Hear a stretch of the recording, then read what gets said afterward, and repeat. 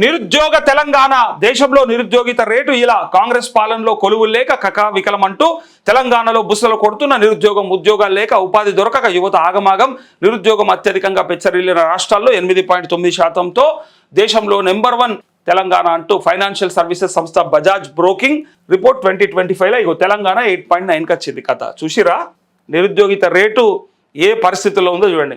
ఆంధ్రప్రదేశ్ 8.2 మనకంటే జర్ర కింద ఉంది, కర్ణాటక జర్ర కింద ఉంది, హిమాచల్ 7.9, పంజాబ్ 7.4, బీహార్ 5.2, జమ్మూ కాశ్మీర్ 4.3, ఉత్తరప్రదేశ్ 3.7, కేరళ 3.7, జార్ఖండ్ 2.8 అంటూ ఇక్కడ ఇక వీళ్ళు బీఆర్ఎస్ వాళ్ళు రాసుకుంటారు. ఇక బీఆర్ఎస్ 10 ఏళ్ల పాలనలో దక్షిణ భారతదేశంలో ఉపాధి కల్పనలో తెలంగాణ ర్యాంకు నెంబర్ 1, పురుషుల ఉద్యోగాల్లో దేశంలో తెలంగాణ ర్యాంకు 2, ఉద్యోగ ఉపాధి కల్పనలో మొత్తంగా తెలంగాణ ర్యాంకు 3 అంటూ ఇక్కడ కాంగ్రెస్ 2.5 ఏళ్ల పాలన జరిగింది. ఏంటంటే అంటే ఇగో నిరుద్యోగం ఎక్కువ ఉన్న రాష్ట్రాల్లో తెలంగాణ ర్యాంకు 1, తెలంగాణలో నిరుద్యోగిత రేటు 8.9%, దేశ సగటు కంటే ఎక్కువగా ఉన్న నిరుద్యోగిత రేటు అంటూ 3.7% అంటూ ఒక మహిళ నెంబర్ ఉంది నా దగ్గర. తను జూబ్లీస్లో కూడా పోటీ చేసింది, నిరుద్యోగుల పక్షాన పోటీ చేసినటువంటి ఆస్మా తన పేరు. ఒక్కసారి ఈ పర్సంటేజ్ గురించి డెఫినెట్గా మాట్లాడదాం, తనకు కాల్ చేద్దాం. అమ్మా good morning Asma. Good morning. Yeah లైవ్లో ఉన్నావమ్మా, నువ్వు లైవ్లో ఉన్నావు మన లీడర్ టీవీ ఛానల్లో. ఒక్క వార్త చూసి కాల్ చేసిన చెల్లె నీకు. నిరుద్యోగ తెలంగాణ కాంగ్రెస్ పాలనలో కొలువులు లేక కకావికలం అంటూ దేశంలో నిరుద్యోగిత రేట్ల 8.9% ఉంది. అలా తెలంగాణ నంబర్ 1 స్టేట్గా పత్రికలు వచ్చింది. నిరుద్యోగుల పక్షాన పోరాటం చేస్తుంటూ నిరుద్యోగుల పక్షాన జూబ్లీస్లో పోటీ కూడా చేసినావు కాబట్టి ఇప్పుడు ఏమనుకుంటున్నారు అసలు నిరుద్యోగులు అంటే ఈ పాలన గురించి? అన్న ఒకటి వీళ్ళు ఏమంటారంటే అసలు నిరుద్యోగమే లేదు, మేము 60,000 ఉద్యోగాలు ఇచ్చినాము, అసలు తెలంగాణలో నిరుద్యోగుల సంఖ్య తగ్గింది అని చెప్పేసి వీళ్ళు ఒకటి ఏం చేస్తారంటే పదే ఒక పనిని మనం చేసినాము అని చెప్పడం వల్ల ఏమైతుందంటే నిజంగానే నిరుద్యోగం లేదేమో అని చెప్పేసి అనుకుంటున్నారు. అయితే ఇంకొకటి ఏమైతుందంటే ఫీజు రియంబర్స్మెంట్లు ఇవ్వక చాలా మంది అసలు చదువుకే దూరం అవుతున్నారు. నిరుపేద విద్యార్థులు చదువుకే దూరం అవుతున్నారు. అట్లాంటప్పుడు ఇప్పుడు చదువుకున్న వాళ్ళ సంఖ్య రేటు రోజు రోజుకి పడిపోతుంది తప్ప పెరుగుతారా? చాలా మంది చదువుకుంటున్న వాళ్ళే తగ్గుతున్నారు. ఫీజు రియంబర్స్మెంట్లు రాక వాళ్ళందరూ కూడా ఫీజులు కట్టలేక, చాలా మంది సర్టిఫికెట్లు తెచ్చుకోలేక, ఉన్నత విద్యకి నోచుకోక చాలా మంది అక్కడికి ఆపేసి ఇంటర్ వరకే డిగ్రీ వరకే ఆపేసి చాలా మంది ఈ రోజు పీజీ ఎంట్రన్స్ కూడా రాయలేని పరిస్థితిలో డిగ్రీ అయిపోయిన విద్యార్థులు ఉన్నారు. ఇంకొకటి ఏంటంటే మనకి టీజీపీఎస్సీ బోర్డు చెప్పిన లెక్క ప్రకారం 33 లక్షల మంది నిరుద్యోగులు ఈరోజు తెలంగాణలో ఉన్నారు. మరి వాళ్ళంతా ఎవరు? గతంలో చెప్పలేదు కదా, నోటి మాట కాదు, టీజీపీఎస్సీ బోర్డు స్వయంగా చెప్పింది. పిసిసి అధ్యక్షుడిగా రేవంత్ రెడ్డి ప్రచారంలో కూడా కేసీఆర్ ఒక 30 లక్షల మంది నిరుద్యోగులని ఇబ్బంది పెడతా ఉన్నాడు. విద్యార్థి నిరుద్యోగులంతా కూడా అందరినీ నాశనం చేసిండు, బొంద పెట్టిండు. సో మేము వచ్చిన తర్వాత మొత్తం అందరికీ ఉద్యోగాల కల్పన చేస్తాం, అండ్ ఫస్ట్ 1 yearలోనే 2 lakh ఎంప్లాయ్మెంట్ ఇస్తా అని చెప్పిండు, గవర్నమెంట్ ఎంప్లాయ్మెంట్. అయితే అన్న అప్పుడు ఒక ప్రవళిక చనిపోతే ఒక్కరే చనిపోతే అంత హల్చల్ అయింది కదన్నా. ఇప్పుడు రోజుకొకరు బొందలో పడుకుంటున్నారు, రోజుకొకరు నిరుద్యోగి బొందలో పడుకుంటున్నారు. కానీ ఇప్పటికీ ఎవరు కూడా నోరు మెదపట్లేదు. మరి కేసీఆర్ చేసింది తప్పైతే రేవంత్ రెడ్డి చేసేది ఏందన్నా, ప్రతిరోజు ప్రతి నిరుద్యోగి చనిపోతున్నారు. ఈ రోజు ఏదో అసలు ఒక వ్యక్తిగతమైన విషయము, మంగ్లీ కోసము, మంగ్లీ వాళ్ళ చనిపోయారు అని చెప్పేసి కొంతమంది నాయకులు అందరు పోయి అక్కడంతా చేస్తున్నారు. నేను తప్పనట్లేదు, కానీ నిరుద్యోగులు కూడా రోజుకొకరు బొందలు పోయి పడుకుంటున్నారు. మరి వాళ్ళ కుటుంబాలకు కూడా ఇదే సానుభూతి ఎందుకు చెప్తలేరు? వీళ్ళంతా పోయి పట్టించుకుంటలేరు అన్న, అసలు నిరుద్యోగులను అంశమే లేదు. మీడియాలో కూడా లేదు, ఎక్కడ మీడియాలో కూడా లేదు, ఎందుకంటే లేదు.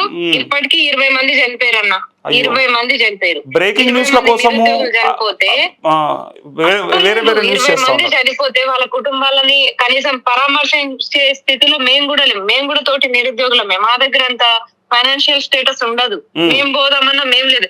దరిద్రం ఏంటంటే నిన్న కూడా కేటీఆర్ గారు అక్కడ ఒక మీటింగ్ పెట్టారు స్టూడెంట్స్ తోటి. ఒక నిరుద్యోగులతో ఒక మీటింగ్ ఎందుకు పెడతలేరు? మేము ఒక రేవంత్ రెడ్డిని అనట్లేదు, కేటీఆర్ గారిని కూడా అంటున్నాము. వాళ్ళు కూడా ప్రతిపక్షాలు కూడా ఎందుకు పెట్టట్లేదు నిరుద్యోగులతో ఒక మీటింగ్?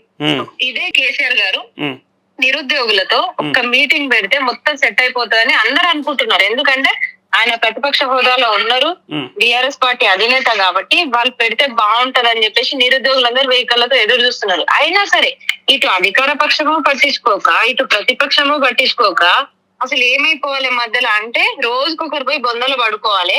మీరు ఎలక్షన్స్ వచ్చే టైంకి నిరుద్యోగుల్ని వాడుకుంటారు, ఊరూరా ప్రచారాలు చేయిస్తారు, మొత్తం తిప్పుకుంటారు, ఓట్లు వేయించుకుంటారు.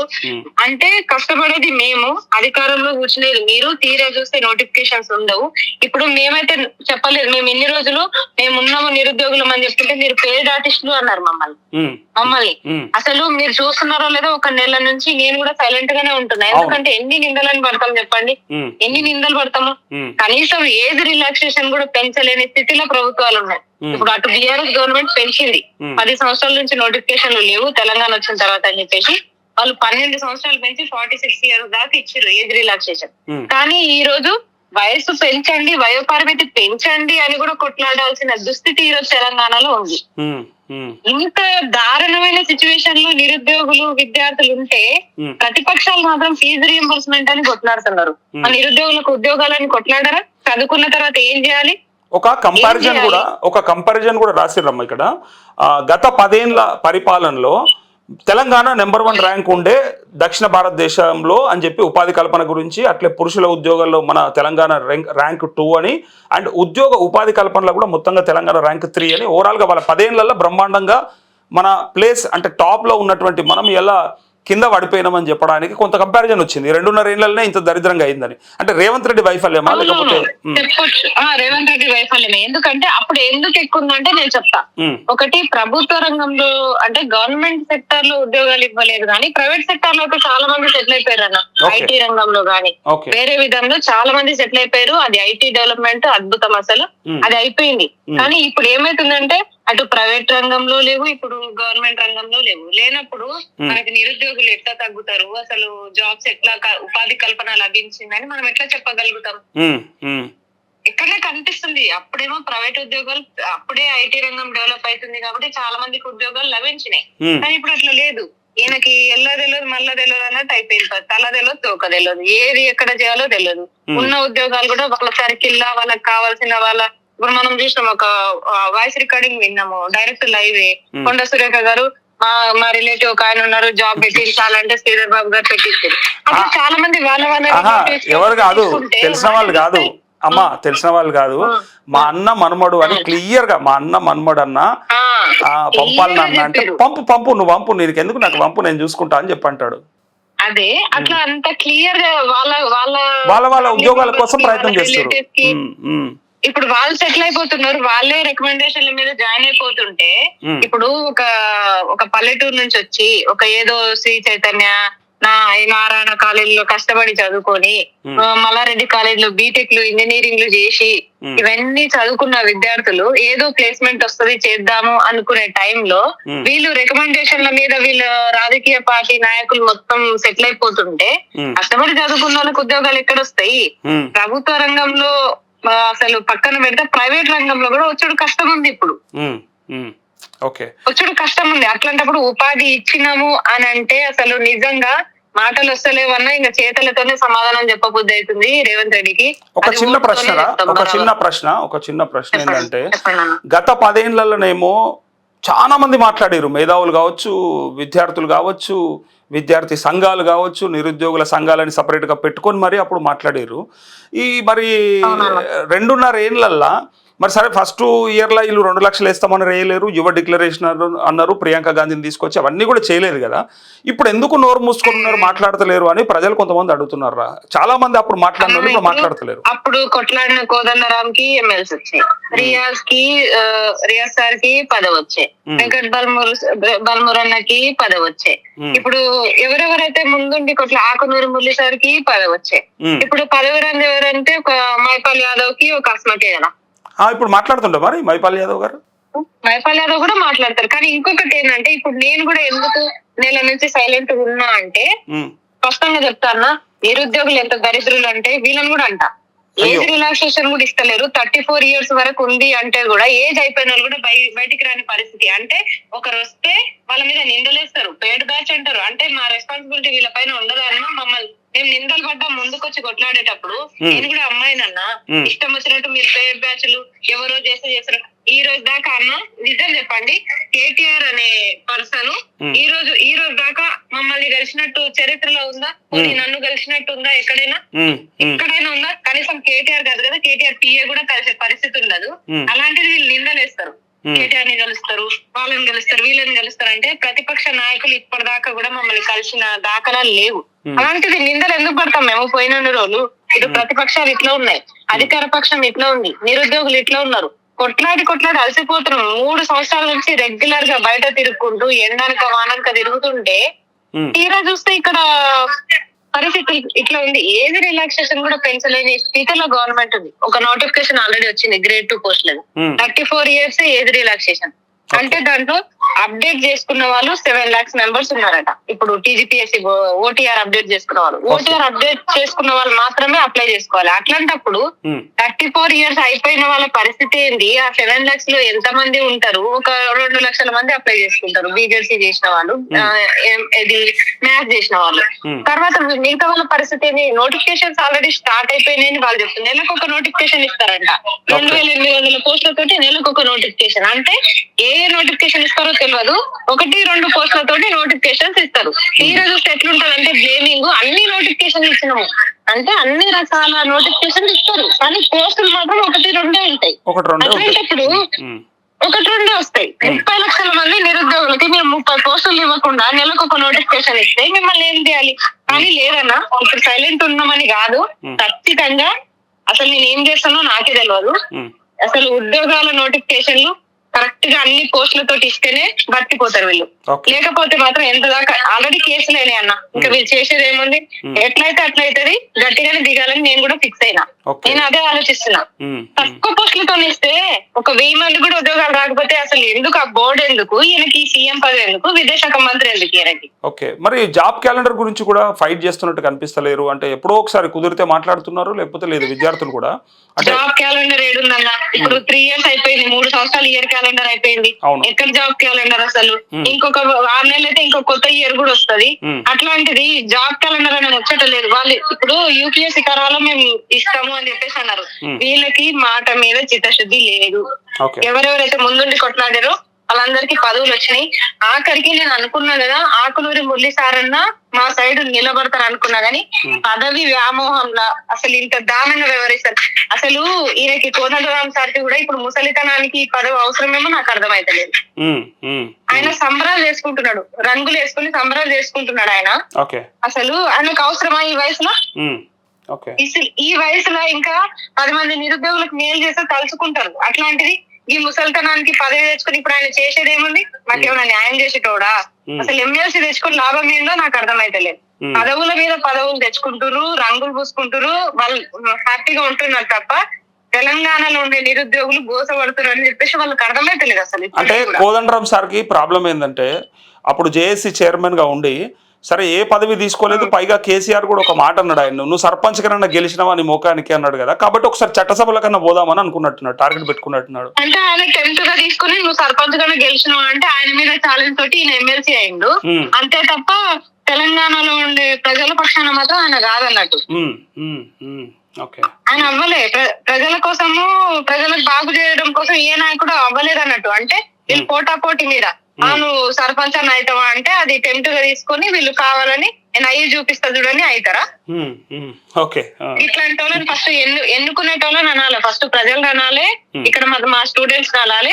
ఖచ్చితంగా నాకు వీలైతే నోటిఫికేషన్ ఇచ్చే పరిస్థితి లేదు, ఇవ్వరు. కనీసం వయసు కూడా పెంచారు వీళ్ళు. నిరుద్యోగులు ఇంకొక 2 సంవత్సరాలు అయితే ఈ బాధను అనుభవించాల్సిందే, తప్పదు. కానీ మేమైతే ఉద్యమాలు అయితే ఆపము, కానీ కార్యాచరణ ఎలా చేయాలి, ఏ విధంగా డోస్ ఇస్తే వీళ్ళు చక్కగా అవుతారు అనేది ఆలోచిస్తున్నాం. మరి నెక్స్ట్ గవర్నమెంట్ ఎవరు వస్తే బాగుంటది? మరి వాళ్ళు చేయకపోతే ఎట్లా, ఎవరు నమ్ముతారు? మరి ఇప్పుడు కేసీఆర్ చేయలేడని రేవంత్ రెడ్డి తెచ్చుకున్నారు, రేవంత్ రెడ్డి చేయకపోతే మళ్ళీ కేసీఆర్ 10 సంవత్సరాలు చేయలేదని చెప్పేసి వీళ్ళని ఎన్నుకున్నాము. ఇప్పుడు మళ్ళా వీళ్ళు ప్రతిపక్షాలు ఏమనుకుంటారంటే ఒక ధీమా ఏముందంటే బీఆర్ఎస్ కి నిరుద్యోగులు ఆల్రెడీ వాళ్ళు సఫర్ అవుతున్నారు, ఖచ్చితంగా చచ్చినట్టు మాకే ఇస్తారని అనుకుంటున్నారు. ఈ రోజు దాకా స్టిల్ ఈ రోజు 2.5 సంవత్సరాలు అవుతుంది. కరెక్టే అబ్బా, రేవంత్ రెడ్డి చేస్తలేడు, మేమే చెప్తున్నాం.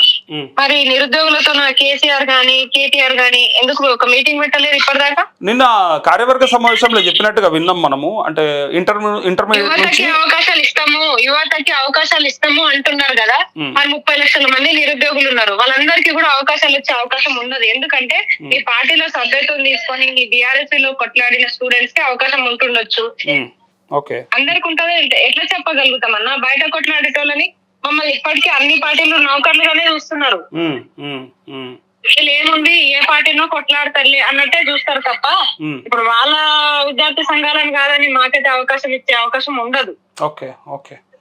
అట్లా ఇస్తే వాళ్ళు ఇంకా వాళ్ళ పార్టీని మెచ్చుకోవచ్చు. కానీ కాకపోతే నేను చెప్పేది ఏంటంటే ఇప్పటికీ కూడా కేటీఆర్ అన్న గాని కేసీఆర్ గారు గాని నిరుద్యోగులకు ఒక సమావేశం ఏర్పాటు చేయాలి. నా ప్రశ్న ఏంటంటే మళ్ళీ సేమ్ ప్రశ్న, అంటే నెక్స్ట్ ఎవరికి అయితే బాగుంటది? మరి నిరుద్యోగుల కళలు ఫలించాలంటే ఎలాంటి ప్రభుత్వం రావాలి? మరి ఎవరున్నారు ఇంకా? నేనైతే అందరు నిరుద్యోగులను అడిగి చెప్తున్నా ఈ మాట. కాంగ్రెస్ ని నమ్మం, బీఆర్ఎస్ ని నమ్మం, టిఆర్ఎస్ కవిత ఇద్దరు. అసలు కవిత అంటే ఆమె అంటుంది కదా ఏడాదిలోపే 4 లక్షల ఉద్యోగాలు ఇస్తదేమో, మరి ఇస్తదేమో. అసాధ్యమన్నా, ఎక్కడి నుంచి ఇస్తారు? ఇస్తదేమో అన్న ఒక క్వశ్చన్ మార్క్ ఉంది. కానీ ఆ చెప్పిన మాటని మాకు నమ్మకంగా ఆమె ఏ విధంగా చెప్తుందో మేము కూడా వేచి చూస్తున్నాము. ఇప్పుడు ఉన్నవి తెలంగాణలో 2 పార్టీలు, అంటే వీళ్ళిద్దరిని కాదు అనుకుంటే ఒకటి తీన్మార్ మల్లన్న, ఒకటి కవితక్క పార్టీ, 2 పార్టీలు ఉన్నాయి. ఈ 2 పార్టీలు నిజంగా నిరుద్యోగుల పక్షాన నిలబడాలి, ప్రజల పక్షాన నిలబడాలి. బీజేపీకి ఇవ్వరా అవకాశం? మేమనే కాదు కదా, ఈ రాష్ట్రంలో బీజేపీ మా దృష్టిలో కౌంట్ లోనే లేదు. 8 మంది ఎంపీలు, 8 మంది ఎమ్మెల్యేలు ఉన్నారు. కనీసం అక్కడ అంత మహిళా బిల్లునే పక్కన పెట్టేశారు. అసలు వేరే ఎంపీలు అంత అవమానిస్తుంటేనే వాళ్ళు సైలెంట్ గా కూర్చున్నారు. నిశ్శబ్దంగా ఉన్న ఎంపీలని మనం ఎట్లా నమ్ముతాం చెప్పండి? తెలంగాణలో ఒక మాట అంటేనే వాళ్ళు ఎదురు తిరగని నాయకులు వాళ్ళే. మహిళా బిల్లు బీజేపీ అడ్డుకుందా? మహిళా బిల్లు బీజేపీ అడ్డుకుందా? 100% వాళ్ళే అంత గేమ్ చేంజరు. ఒక బీజేపీ కాంగ్రెస్ ఇద్దరు కూడా అడ్డుకున్నాయి, ఇద్దరు కూడా అడ్డుకున్నారు. వాళ్ళిద్దరు అనుకోనే ఈ బిల్లుని ఫెయిల్ చేసినాయి. అసలు మహిళా సాధికారత అనే మాట వీళ్ళిద్దరు 2 ప్రభుత్వాలు కూడా మాట్లాడొద్దు. అర్హత లేదు ఫస్ట్ ఆఫ్ ఆల్. ఓకేరా, సరే అమ్మా, సరే, థ్యాంక్ యూ. సో నిరుద్యోగుల పక్షాన కొట్లాడేటువంటి ఆస్మా గారు ఏమన్నారో మీరు విన్నారు. సో భవిష్యత్తులో బీఆర్ఎస్ ని కాంగ్రెస్ ని మళ్ళీ నమ్మరు, మేబీ తీన్మార్ మల్లన్న లేదా కవిత అని అంటా ఉన్నారు. సో మరి ఎవరిని నమ్ముతారు, ఎవరికి ఓట్లు వేస్తారు, ఎన్ని సీట్లు ఇస్తారు అనేది మన భవిష్యత్తు నిర్ణయిస్తుంది. ఇక్కడ లైవ్ చూస్తున్నటువంటి ప్రజలు ఏదన్నా ఉంటే కామెంట్ పెట్టండి. వాళ్ళ ఇద్దరిలో ఎవరైనా వస్తారు అని చెప్పి అంటా ఉన్నారు. అంటే వాళ్ళు ఇస్తే కనుక